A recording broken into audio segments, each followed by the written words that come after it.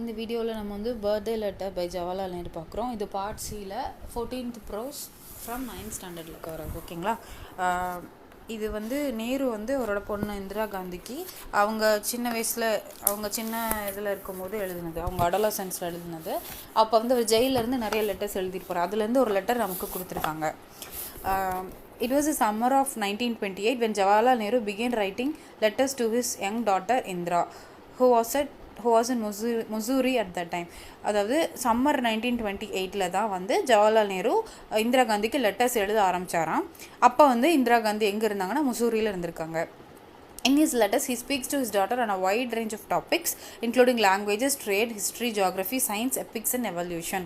அவர் லெட்டரில் வந்து நிறைய டாபிக்ஸ் பற்றி டிஸ்கஸ் பண்ணுவார். எதெல்லாம் லாங்குவேஜ் பற்றி, ட்ரேட் பற்றி, ஹிஸ்ட்ரி பற்றி, geography, science, epics and evolutions இதெல்லாம் பற்றி டிஸ்கஸ் பண்ணுவார். When Indira was about to turn 13 in 1930, Nehru started sending her more detailed letters.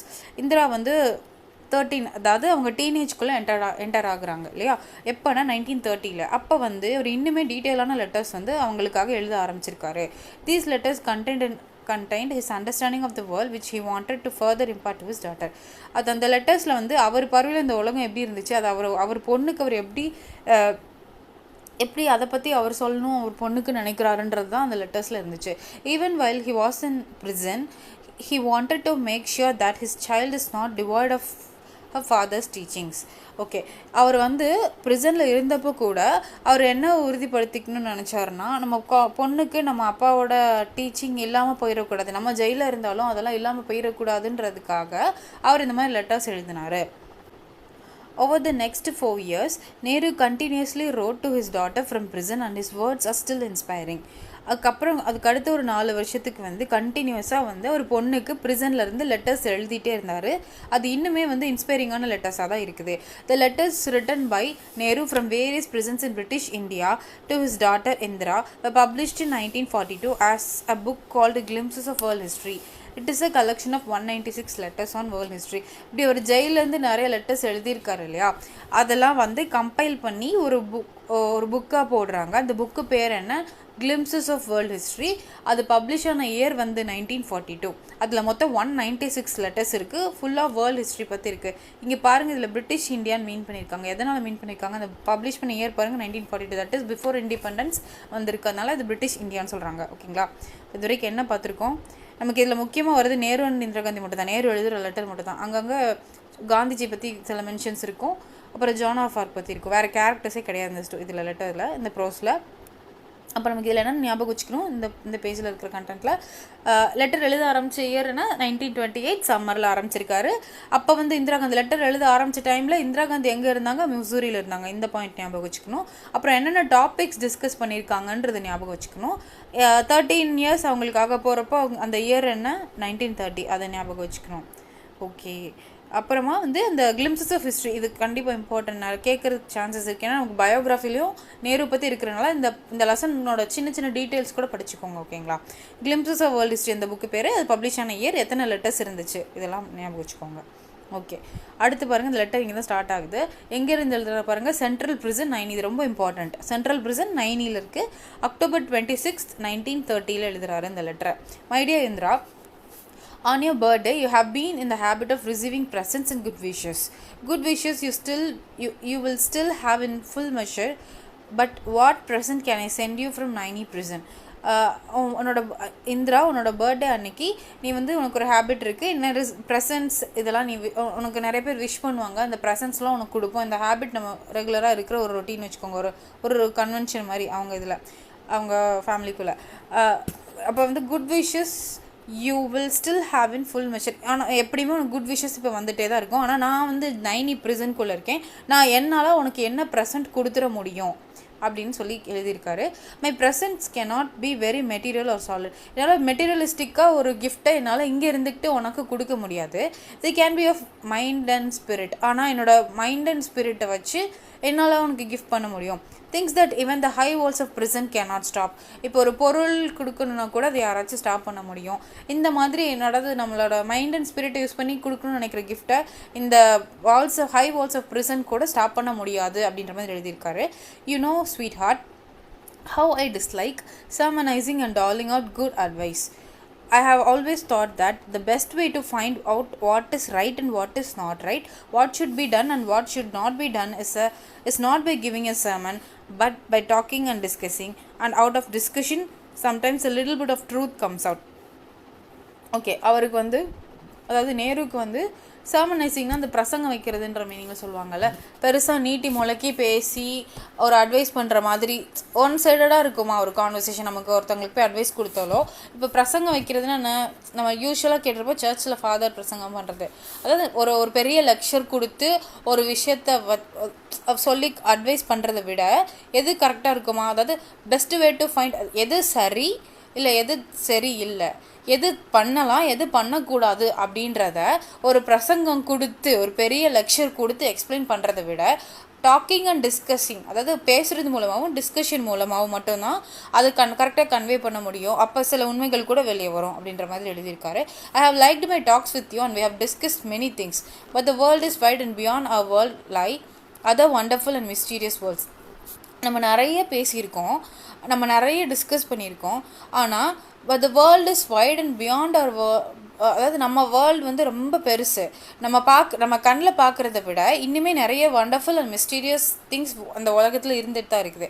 None of us need ever be proud or imagine that we have learnt everything worth learning and become very wise. நம்ம யாருக்குமே அதாவது அவ்வளோ விஷயம் இருக்குல்ல, அதை imagine பண்ணுறதுக்கோ அதை கற்றுக்கிறதுக்கோ யாருக்குமே போர் அடிக்குது. ஏன்னா உலகத்தில் அவ்வளோ விஷயம் லேர்ன் பண்ணுறதுக்குன்னே இருக்குது. நமக்கு என்ன கட்டுறதுக்கு கை மணல் கல்லாத உலகம்னு சொல்ல அந்த மாதிரி உலகத்தில் எவ்வளவோ விஷயங்கள் இருக்குது, அது கற்றுக்கிறதுக்குலாம் நமக்கு போர் அடிக்காதுன்ற மாதிரி எழுதியிருக்காரு. But what am I to do then? A letter can hardly take the place of a talk. At best it is a one-sided affair. Imagine that I have made a suggestion to you for you to think over as if we really were having a talk. அதாவது ஒரு லெட்டரால் நம்ம பேசுகிற மாதிரியான situation கிடையாதுல்ல. என்னதான் இருந்தாலும் letter எழுதினாலும் நம்ம உட்காந்து பேசுகிறதுக்கு அது ஈக்குவல் ஆகாது. ஏன்னா இது ஒரு ஒன் சைடு இருக்க உட்காந்து பேசினா நம்ம ஒன்று சொல்லுவோம், ஆப்போசிட்டில் ஒன்று சொல்லுவாங்க, அது ஒரு டிஸ்கஷன் மாதிரி இருக்கும், ஒரு கான்வர்சேஷன் போகும். ஆனால் லெட்டர் எழுதும்போது அது ஒரு ஒன் சைடு கம்யூனிகேஷனாக தான் இருக்கும். ஆனால் இப்போ இவர் ஜெயிலில் இருக்காருல்ல, ஸோ கான்வர்சேஷன் இம்பாசிபிள். அதனால் அவர் என்ன சொல்கிறாரு, நம்ம உட்காந்து பேசுகிற மாதிரி நீ இமேஜின் பண்ணிக்கோ அப்படின்னு சொல்கிறாரு. In history we read of great periods in the life of nations, of great men and women. Do you remember how fascinated you were when you first read the story of Joan of Arc and how your ambition was to be something like her? அதாவது ஹிஸ்ட்ரியில் வந்து ரொம்ப ரொம்ப பெரிய கிரேட்டான காலகட்டங்களை பற்றி நம்ம படிப்போம். பெரிய பெரிய நேஷன்ஸில் அதில் வாழ்ந்த கிரேட் பீப்புள் பர்சனாலிட்டிஸ் பற்றி நம்ம படிப்போம். அந்த மாதிரி உனக்கு ஞாபகம் இருக்கா, நீ வந்து ஜோன் ஆஃப் ஆர்க் பற்றி ஃபஸ்ட் டைம் ரீட் பண்ணும்போது நீ எவ்வளோ இன்ட்ரெஸ்டடாக எவ்வளோ எந்துவான, அது அவங்கள மாதிரி ஆகணும்னு எவ்வளோ ஆம்பிஷியஸாக நீ ஃபீல் பண்ண, அது உனக்கு ஞாபகம் இருக்கா அப்படின்ற மாதிரி எழுதியிருக்காரு. Ordinary men and women are not usually heroic. They think of their bread and butter, of their children, of their household worries and the like. But a time comes when a whole people become interested in a great cause. அதாவது சாதாரண ordinary men and women வந்து ரொம்ப ஹீரோயிக்காலாம் இருக்க மாட்டாங்க. அவங்களோட அன்றாட வாழ்க்கைக்கு தேவையான பிரெட் அண்ட் பட்டர்னா அன்னன்னைக்கு தேவையான வயிற்று கஞ்சி, அன்னன்னைக்கு தேவையான சாப்பாடு, அதை பற்றி தான் அவங்க யோசிப்பாங்க. அவங்களோட குழந்தைங்களை பற்றி தான் யோசிப்பாங்க. அவங்களோட வீட்டில் உள்ள கவலைகளை பற்றி மட்டும்தான் யோசிப்பாங்க. ஆர்டினரி மென் அண்ட் விமன் பெருசாக ஹீரோயிக்காலாம் அவங்க நடந்துக்க மாட்டாங்க. ஆனாலும் ஒரு டைம் வரும், அப்போ நார்மல் ஆர்டினரி பீப்புள் கூட ஒரு காமனர் கூட ஒரு பெரிய காஸ்க்காக இறங்கி ஆக்டிவாக இன்வால்வ் ஆகிற ஒரு பீரியட் வரும். தென் history helps even simple ordinary men and women to become heroes. அந்த டைம் வரும்போது ஹிஸ்ட்ரி வந்து நமக்கு ஹெல்ப் பண்ணுமா, எதுக்கு ஆர்டினரி மென் அண்ட் விமன் கூட ஹீரோயிக்காக பிஹேவ் பண்ணுறதுக்கு. எப்படின்னா great leaders have something in them which inspires a whole people and makes them do great deeds. அதாவது நம்ம ஹிஸ்ட்ரியில் வந்து பெரிய பெரிய தலைவர்கள் பற்றி படிப்போம். அவங்க வந்து நிறையா பெரிய பெரிய விஷயங்கள் பண்ணியிருப்பாங்கல்ல, அவங்களோட அதை பார்த்து இன்ஸ்பயர் ஆகிற ஆர்டினரி மென் அண்ட் விமன் வந்து ஹீரோயிக்காக பிஹேவ் பண்ணுவாங்க அப்படின்ற மாதிரி கொடுத்துருக்காங்க. In India, a great leader full of love for all who suffer and eager to help them. has inspired our people to great actions and noble sacrifice. இந்தியாவில் அப்படி ஒரு தலைவர் இருந்தார், ரொம்ப மனசில் அன்போட கஷ்டப்படுறவங்களுக்காக ஹெல்ப் பண்ணணுன்ற ஒரு கியூரியாசிட்டி, ஒரு ஒரு ஒரு வாஞ்சை இருக்கும்ல ஹெல்ப் பண்ணணும்னு. அப்படி ஒருத்தர் இருந்தார், நம்மளை மாதிரி பீப்புளை இன்ஸ்பயர் பண்ணார், பெரிய பெரிய காரியங்கள் செய்யணும், நிறைய சாக்ரிஃபைஸ் பண்ணணும் அப்படின்ற மாதிரி ஒரு இன்ஸ்பயர் பண்ணுற ஒரு ஹியூமன் பீயிங் ஒருத்தர் இருந்தார். He has helped to make the starving, the poor and the oppressed free and happy. பட்டினியில் கடந்தவங்களையும் ஏழ்மையில் கடந்தவங்களையும் ஒடுக்கப்பட்ட மக்களையும் ஃப்ரீயாகவும் ஹாப்பியாகவும் இருக்க அவர் நிறைய ஹெல்ப் பண்ணியிருக்காரு. அது யாரை பற்றி சொல்கிறாங்கன்னா, நம்ம காந்திஜி பற்றி சொல்கிறாங்க. பாப்புஜின்னு சொல்கிறது காந்தி தான் மீன் பண்ணுறாங்க. Bapuji is in prison, but the magic of his message has stolen the hearts of India's millions. அதாவது அவர் இப்போ ஜெயிலில் தான் இருக்கார், ப்ரிசனில் தான் இருக்கார். ஆனாலுமே அவர் கொடுத்த மெசேஜோட மேஜிக் வந்து பல மில்லியன் இந்தியன் பீப்புளோட மனசில் இருக்குது. Men and women and even little children come out of the little shells and become India soldiers for freedom. அதாவது மென் விமன், ஆம்பளைங்க பொம்பளைங்க ஈவன் குழந்தைங்க கூட அவங்களோட ஒரு சின்ன ஷெல்குள்ளேருந்து வெளியே வந்து இந்தியாவுக்கு ஃப்ரீடம் வாங்கி கொடுக்குற சோல்ஜர்ஸாக இறங்கி செயல்படுறதுக்கு அவர் வந்து ஒரு தூண்டுகோலாக இருந்திருக்காரு. In India today we are making history and you and I are fortunate to see this happening before our eyes and to take some part of ourselves in this great drama. அதாவது இன்றைக்கி நம்ம இந்தியாவில் history make பண்ணிகிட்டு இருக்கோம். அவர் எழுதின காலகட்டம் பாருங்கள், அந்த நம்ம மாடர்ன் இந்தியாவில் படிக்கிற அந்த பீரியட், அதாவது 1930 இந்த லெட்டர் எழுதுறாரா, அப்போ சுதந்திர போராட்டம் நடந்துக்கிட்டே இருந்த பீரியட். அப்போ அவர் என்ன சொல்கிறாரு, இன்றைக்கி இந்தியாவில் வந்து ஹிஸ்ட்ரி நம்ம மேக் பண்ணிகிட்டு இருக்கோம், நம்ம வந்து லக்கியாக இருக்கோம், ஃபார்ச்சுனேட்டாக லக்கி. நீயும் நானும் அதை விட்னஸ் பண்ணுறதுக்கு, தட் இஸ் நம்ம கண்ணு முன்னாடி இதெல்லாம் நடக்கிறத பார்க்குறதுக்கும் அதில் பங்கெடுத்துக்கிற அளவுக்கு நம்ம ஃபார்ச்சுனேட் எனஃபாக இருக்கோம். நம்மளும் பார்ட்டிசிபேட் பண்ணுறோம்ல, participate in this great drama அப்படின்னு சொல்லியிருக்காரு. இந்த கிரேட் ட்ராமான்னு நான் அந்த ஃப்ரீடம் ஃபைட்டிங் அதை தான் சொல்லி மீன் பண்ணுறாரு. If we are to be India's soldiers, we have to respect India's honor and that honor is a sacred trust. நம்ம வந்து இந்தியன் சோல்ஜர்ஸாக இருக்கணும்னா நமக்கு இந்தியாவோட ஹானர் மேலே பெரிய ரெஸ்பெக்ட் இருக்கணும், அது ஒரு பெரிய மரியாதை இருக்கணும். இந்தியாவோட ஒரு கௌரவத்துக்கு மேலே, இந்தியாவோட ஹானர் மேலே நமக்கு பெரிய மரியாதை இருக்கணும். அந்த மரியாதை தான் ஒரு தூய்மையான நம்பிக்கை அப்படின்ற மாதிரி சொல்கிறாரு. It is no easy matter to decide what is right and what is not. எது சரி எது தப்புன்றது தெரிஞ்சுக்கிறது ஒரு ஈஸியான விஷயமே கிடையாது. One little test I shall ask you to apply whenever you are in doubt. Never do anything in secret or anything that you would wish to hide. அதாவது எது சரி தப்புன்னு டிசைட் பண்ணுறது எல்லா நேரமும் நமக்கு ஈஸியாக இருக்காது இல்லையா? அப்போ அதுக்கு உனக்கு ஒரு சின்ன ஐடியா, ஒரு சஜஷன் மாதிரி, ஒரு டெஸ்ட் மாதிரி கொடுக்குறேன். எதை பண்ணணுன்னாலும் நெவர் டூ எனிதிங் இன் சீக்ரெட்டாக எந்த விஷயத்தையுமே பண்ணக்கூடாது. ஒரு விஷயத்தை நம்ம ஹைட் பண்ணணும்னு நினைக்கும் போது, ஒரு டவுட் வருது இது சரியா தப்பா அப்படின்னு வரும்போது அதை நம்ம மறைக்கணும்னு நம்ம இன்ட்யூஷன் தோணுச்சுன்னா அப்போ அது சரியில்லை. எதுவுமே எந்த ஒரு நல்ல விஷயத்தையும் நம்ம மறைக்க மாட்டோம். மறைக்கணும்னு நினைக்கும் போதே, அதை ஹைட் பண்ணணும்னு நினைக்கும் போதே அதில் ஏதோ ஒரு தப்பு இருக்குது அப்படின்றது அர்த்தம். For the decide to hide anything means that you are afraid and fear is a bad thing and unworthy of you. நீ மறைக்கணும்னு நினைக்கும் போதே இப்போ உனக்குள்ள ஒரு பயம் வருது. அந்த ஃபியர் வந்து ஒரு பேடான திங், அது வந்து unworthy of you அப்படின்ற மாதிரி சொல்கிறாரு. Be brave and all the rest follows. நீ பயப்படாத, தைரியமாக இரு, மிச்சம் இதெல்லாம் தானாகவே நடக்கும். You know that in a great freedom movement under Bapuji's leadership there is no room for secrecy or hiding. நம்மளோட இந்த ஃப்ரீடம் மூமெண்ட்டில் காந்திக்கு கீழே, அவரோட லீடர்ஷிப்க்கு கீழே நம்ம பண்ணும்போது சீக்ரெசிக்கு எந்த ஒரு இடமுமே கிடையாது. எதையுமே மறைக்கக்கூடாது. அதுக்கு அந்த மறைக்கிறது சீக்ரெட்டுன்ற வார்த்தைக்கு இடமே இல்லை. we have nothing to hide. எங்களுக்கு ஹைட் பண்ணுறதுக்கு ஒன்றுமே இல்லை. we are not afraid of what we do or what we say. நாங்கள் எதுக்குமே பயப்படலை. ஏன்னா அவங்க தப்பு பண்ணால் தான் மறைக்கணும்னு தோணும், அந்த இடத்துல பயம் வரும். இங்கே நாங்கள் எதையுமே மறைக்கல, ஓப்பனாக பண்ணுறோம், அதனால் எங்களுக்கு எந்த பயமும் இல்லை. we work in the sun and in the light. Sun and the லைட்டுன்னு எதை மீன் பண்ணுறாங்கன்னா, பட்ட பகலில் வெளிச்சத்தில் தான் நாங்கள் பண்ணுறோம். இருட்டுக்குள்ளே ஒளிஞ்சிக்கிட்டு பண்ணுறதுக்கு எந்த தப்பும் அங்கே நடக்கல. Even so in our private life let us make friends with the sun and work in the light and do nothing secretly. And if you do so, my dear, you will grow up a child of the light, unafraid and serene and unruffled, whatever may happen.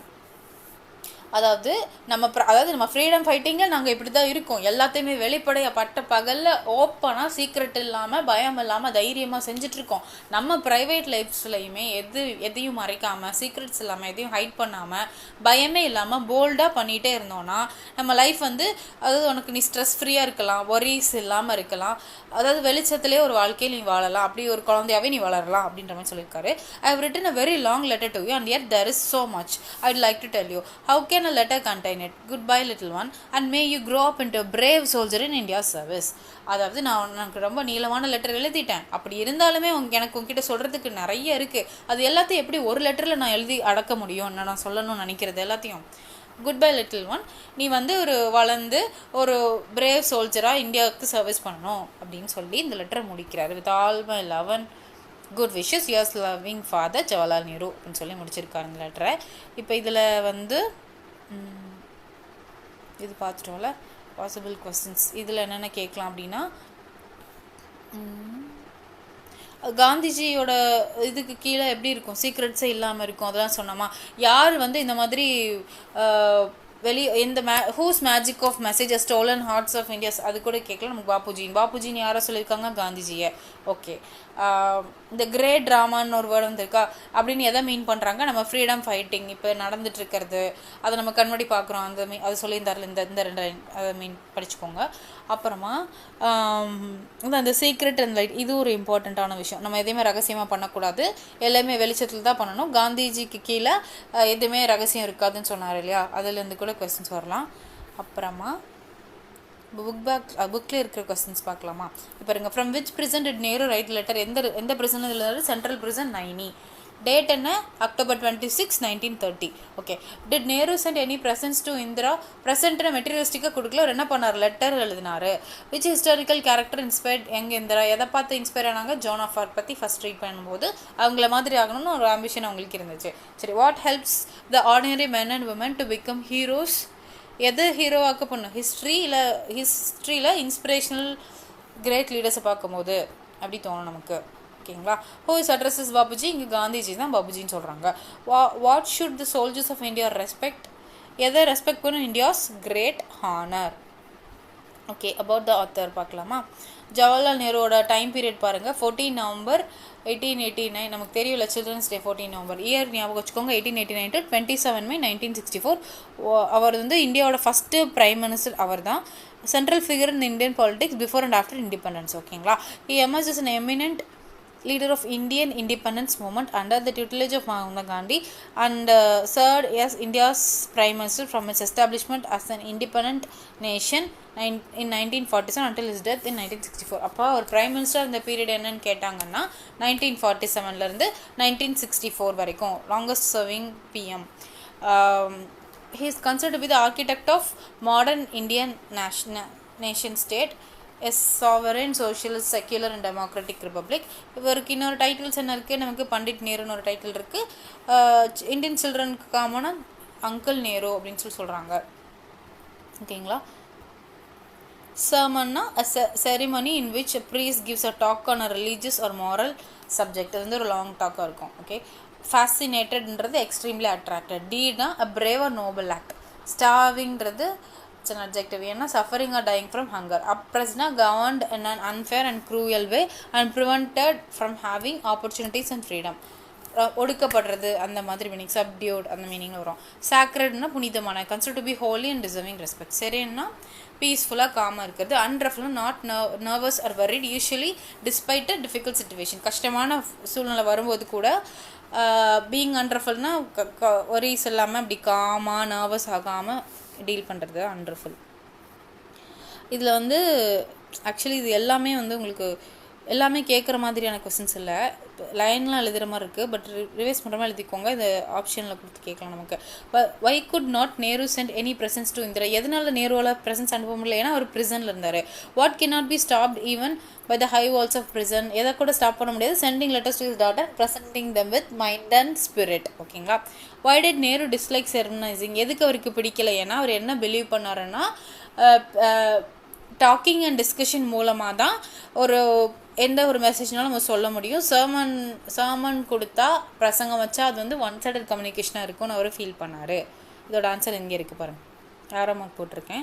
What does history tell? History நமக்கு என்ன சொல்லுது? Great times of great men and great women. Okay. What does ordinary men and women usually think of? ஒரு நார்மலான men and women எதை பற்றி நினைப்பாங்க? அவங்களோட சாப்பாடை பற்றி, அவங்களோட குழந்தைங்கள பற்றி, அவங்களோட ரெகுலரான லைஃப்பில் உள்ள அவங்களோட கவலையை பற்றி நினைப்பாங்க. What do ordinary men and women become? எப்போ when do ordinary men and women become ஹீரோஸ்னால், அவங்க வந்து ஹிஸ்ட்ரி படிக்கும்போது பெரிய பெரிய லீடர்ஸை பார்த்து இன்ஸ்பயர் ஆகும்போது அவங்க வந்து ஹீரோயிக்காக மாறுவாங்க. What is the phrase great drama refer to? இங்கே பாருங்கள், ஆர்டினரி பீப்புள் அவங்கள பார்த்து இன்ஸ்பயர் ஆகி உள்ளே இறங்கி ஃபைட் பண்ணுறாங்க. அந்த ஹிஸ்டாரிக் ஈவெண்ட்ஸ் எல்லாம் நம்ம இப்போ ஹிஸ்ட்ரி நம்ம மேக் பண்ணுறோம். அவர் சொல்லியிருந்தாரில், நம்ம வி ஆர் மேக்கிங் ஹிஸ்ட்ரி, அதை we are fortunate enough to witness all this, அதெல்லாம் சொல்லியிருப்பார்ல. And fortunate enough to take part in all this great drama, அதுதான் இதுக்கு அர்த்தம். இது ஆக்சுவலி பெரிய ஆன்சர், இது இப்படியே கேட்க மாட்டாங்க, ஜஸ்ட் ரிவிஷனுக்கு. What does the phrase great drama வந்து பார்த்தோம்ல. Why are the freedom fighters under Gandhi not afraid of anything? எதனால் அவங்க பயப்பட மாட்டேங்கிறாங்கன்னா, there is no room for secrets under Gandhiji's leadership. Okay, இங்கே வந்து சினானிம்ஸ் ஆன்டனிம்ஸ் கேட்டிருக்காங்க பாருங்கள். வைட் அப்படின்னா சினானிம் என்ன? ப்ராட் அப்படின்னு அர்த்தம். ஆன்டனிம் வந்து நேரோ. நோபல் அப்படின்றதுக்கு சினானிம் ஜென்டில். இக்னோபிள்ன்றது ஆன்டனிம். அப்ரஸ் அப்படின்றதுக்கு சினானிம் சப்டியூ. ஆப்போசிட் என்ன? ஃப்ரீடம். ஹானர் அப்படின்னா மீனிங் ப்ரிவிலேஜ். ஆப்போசிட் வந்து டிஸ்ஹானர். வர்தி அப்படின்னா உங்களுக்கு வேல்யூபிள்ன்றது சினானிம். ஆன்டனிமில் அன்வர்தி. ப்ரைவேட் அப்படின்னா ப்ரைவேட்ன்றது மீனிங் வந்து பர்சனல். ஆன்டனிம்ஸில் வந்து பப்ளிக். பிரேவ்னா வேலியன்ட். Opposite coward. அப்புறம் ஃபுல்லாக கவரேஜ் இதெல்லாம் அவ்வளோ முடிஞ்சு.